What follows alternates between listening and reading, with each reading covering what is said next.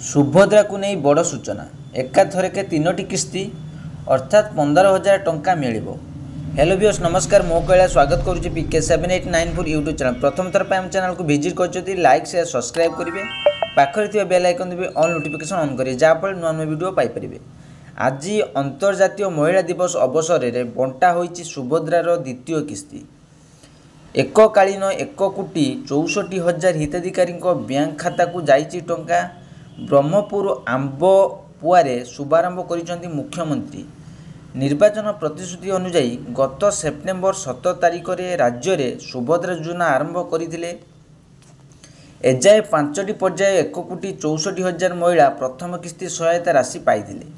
शनिवार सेमाने पुणी 5,000 टंका पाइछंती। सेपटे मार्च 31 सुभद्रा आवेदनर शेष तारीख होइथिबा बेले सेबेठारु चालिबो सर्वे। सुभद्रारू वंचित हिताधिकारी को डोर टू डोर सर्वे करेंगे मिशन शक्ति महिला। तेबे राखी पूर्णिमा एकाथरके 3टी किस्ती अर्थात 15,000 टंका मिलिबो। जड़े भी योग्य हिताधिकारी जेपरी योजनारू बाद पड़ेनि ताकू नहीं गुरुत्व दि जाइछि। सबु प्रकार अनुकूल पदक्षेप नेउछन्ति बोली उपमुख्यमंत्री कहिसन्ति। आशा करी वीडियोटी भल लागिले लाइक शेयर सब्सक्राइब करी बेल आइकन देबे।